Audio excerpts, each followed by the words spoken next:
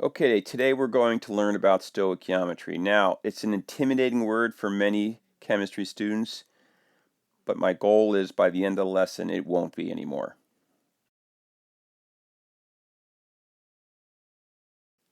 Stoichiometry is just a math of chemical equations. It uses ratios, molar ratios, to make predictive calculations based on the amount of one material given.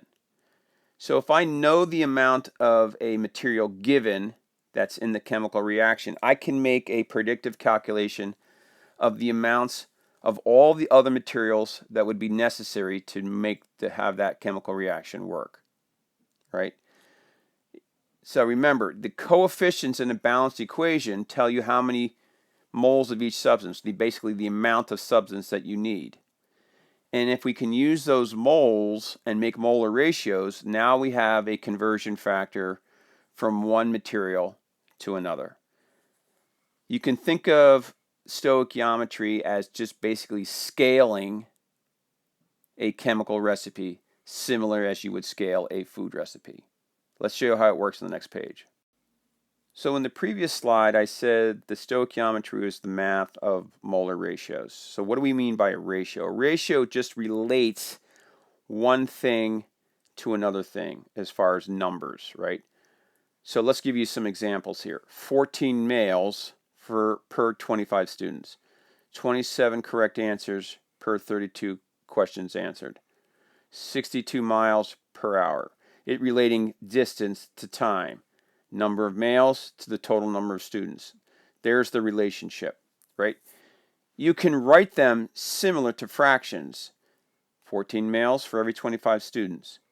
4 moles of sodium chloride to every 6 moles of isopropanol.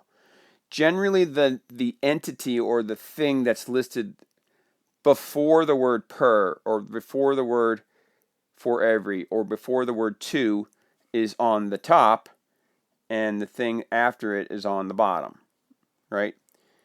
If you know the ratios of all of your reactants to products and products to reactants and reactants to other reactants, you can now use those ratios as your conversion factors to make predictions for amounts of one material to another, as long as you're given a starting point as far as a material. And we'll show you how to do that on the next page. Okay, so let's try to put it into practice here. Remember, we're going to now look at some ratios before we start doing any real math. So what is the ratio of eggs to cookies? So here is my chemical equation. In this case, it's a food recipe making 24 chocolate chip cookies. 2 cups of flour plus 2 eggs plus 3 cups of chips and 1 cup of sugar. If I mix them all up and then I bake them, I get enough material for 24 cookies. So what is the ratio of eggs to cookies? So we just look at our recipe and we said for every 2 eggs we use, we can make 24 cookies. So how would we write that? Well, we would write 2 eggs per 24 cookies. I'm just going to abbreviate it cook because we're going to run out of room if I don't. What is the ratio of chips to eggs? Again, we go up to our balanced equation or a recipe, and we need 3 cups of chips for every 2 eggs. Or 2 eggs, if we have 2 eggs, we need 3 cups of chips, whatever way you want to write it. But this is asking me for the ratio of chips to eggs. So the eggs will be on the bottom. That's another convention you'll have to learn. It's something to something else. The something that's before the to is written on the top. So this one says cups of chips. So we're just going to write 3 chips and 2 eggs. What is the cups of chips to cookies? So now, again, we go back to our recipe. And now it's 3 cups of chips will give me 24 cookies. So that's what we're going to write here. 3 chips, 24 cookies. You know what? I'm not calculating anything. I'm just looking at what we call the coefficients. This is my coefficient here, right? It's a cup. It represents the number of cups, but in a real chemical equation, it would represent the number of moles. And the last one is cups of flour to cookies, and we here see there's 2 cups of flour, so 2 flour to 24 cookies. So therefore, there we go so far. So we've got our ratios. Now we can use these ratios to make all kinds of predictions. So let's quickly look at an example. If I had 4 eggs, I would need 6 chips.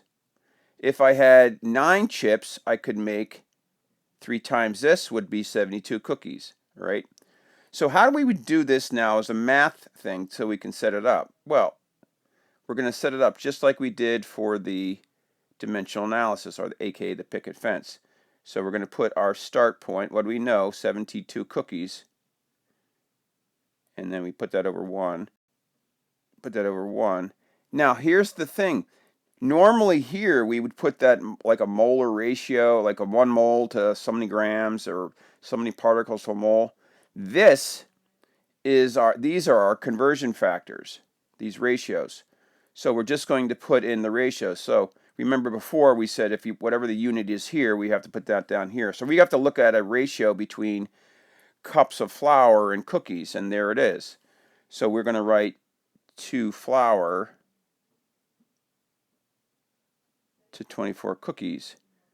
And if you did the math here, you would get 6 cups.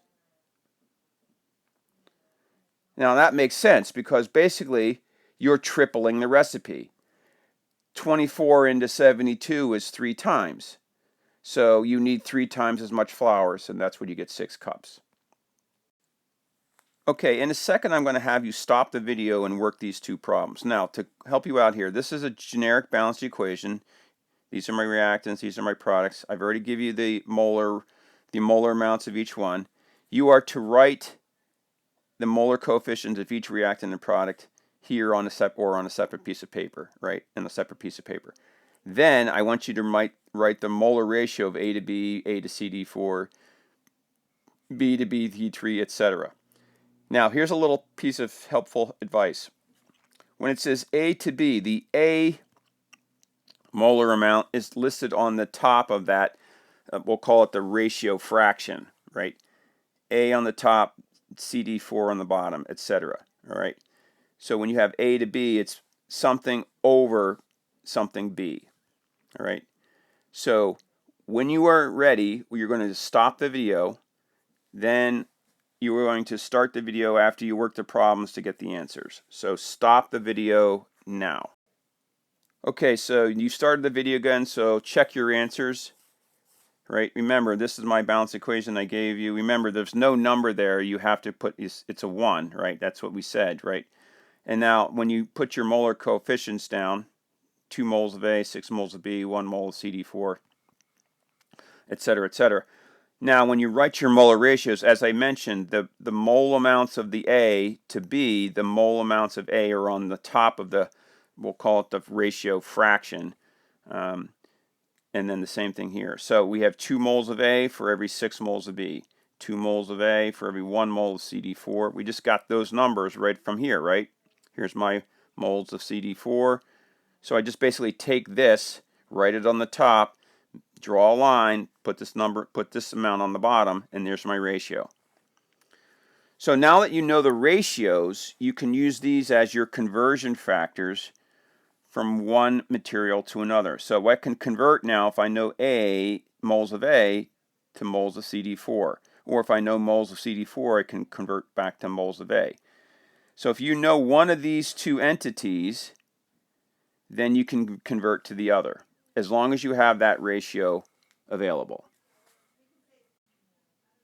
Okay, so we've got the ratio thing hopefully all understood, and now we're going to use them to solve our problems, right? So this is the most important, well, one of the most important things when solving stoichiometry problems. You must make sure your equation is balanced. If it's not balanced, all your numbers are going to be wrong, right? Then, when you read your stoichiometry problem, you're going to determine what you were given, and in what unit, and then what you want to find and in what unit. If the amount that you are given is in moles, you're good so far. If it's not in moles, like it's in grams or particles, you've got to convert to moles. All stoichiometry problems must go through the mole, right? Once you have your moles, now you go back to your balanced equation and you look at your molar ratio between what you want and what you're given, right? The coefficient of the want material, what you're trying to find, is always on the top. The coefficient of your given material is always on the bottom. That is your molar ratio that you're going to use. That's your conversion factor from moles of given to moles of want. Use the factor label method to convert from one to the other, and then convert any amount of moles to grams if you have to. Let's show you how it works on the next page. Okay, so on the next page we're going to do some example problems for mole to mole stoichiometry. Then eventually we're going to do gram to gram. Okay, so we're going to do the top one as a show and tell thing, and then you're going to try to do the bottom one. So let's do the top one together. So it's first thing I always say is you have to make sure your equation is balanced. So I'm going to tell you right now that this equation is balanced. I balanced it for you because it's part of the example. Now, if it hasn't, you've got to balance it. It says how many moles of oxygen. So let's quickly make understanding what we're trying to find here. How many moles? That always tells me. Anytime I hear the word how many, that's what I always want to say want. And then must be present to produce 2 moles of water. So that would be my given because it has a number and a unit, right? Now we're going to set up our dimensional analysis thing. So we always have to have at least 2 picket fence pieces, right? And in this case, that's all we're going to need, right? Because we're converting from one to the other. So we write the words what we are given in the first box always. So it's 2 moles of H2O. Now, by definition, because it says moles of H2O, that's my unit, I have to put moles of H2O down here.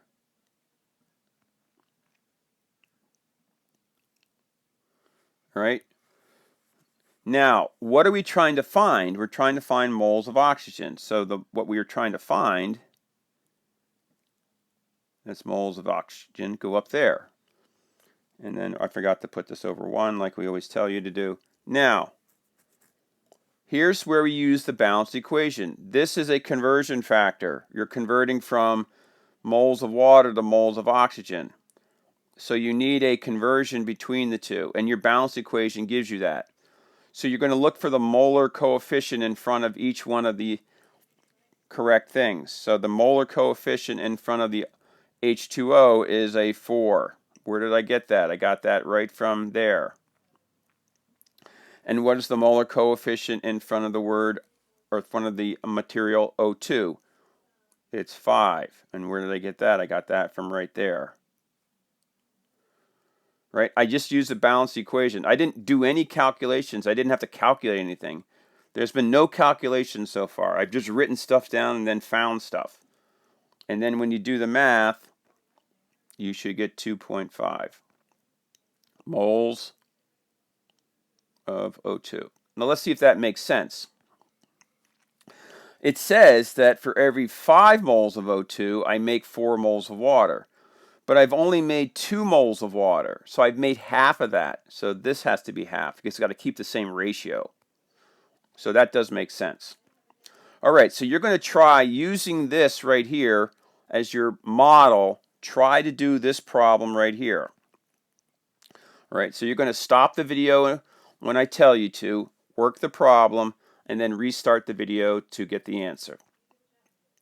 Use this as your model. So stop the video now. Okay, so here are the answers for both problems, and nice and neat, right? And if, like I said, if you set this up correctly, you should have seen that this is my given, so that goes here. I'm trying to find how many moles of carbon dioxide. And remember, this is the moles of oxygen, so that's the given. So again, where do we find these numbers? These numbers comes from here, and this number comes from here, right? That's where we get them. We didn't make them up. We didn't calculate them. We just look in our balanced equation, and that's where they are. Now, once you have all the numbers, you do the math to get the final answer. Now, let's see if it makes sense. It says for 5 moles of oxygen, I make 3 moles of CO2. But now I have 15 moles of oxygen. So 15 is 3 times 5. So we have triple the amount of oxygen. I should make triple the amount of CO2. And that's what it does. So again, there's really nothing major here as far as math, as long as you set up the correct ratio. And that's pretty much stoichiometry. Okay, I'd like you to try it again on this particular chemical equation. Now, I'm going to tell you again, it's already balanced, right? So you just have to do, I've already set up the picket fence kind of for you. So you just want to copy this down on your scrap paper and then work through the problem. So when you are ready, stop the video, start the problems, and then start the video when you want to get the answers. So stop the video now. Okay, so here are the answers. You should have gotten 3 moles of KCl and 4.5 moles of O2 for problem 1 and 2. Now, just real quick, where did I get these values? Right, I used my balance equation here. I want to find out how many moles of potassium chloride. That's my want. I'm given 3 moles of potassium chlorate. That's that material. I want to find out how much of this material. I use my given here, my ratio of KCl to KClO3, potassium chloride to potassium chlorate. So I'm looking at the molar number here, which is a 2. So I put that there, and I look at this. That's a 2. That goes there. So it says for every 2 of these, I make 2 of these. So I have 3 of these. So I'm going to make 3 of those. When I do it for oxygen, it's a 2 to 3 ratio. So there are, for every 2 moles of KClO3, I make 3 moles of oxygen. So I have 3 moles of KClO3.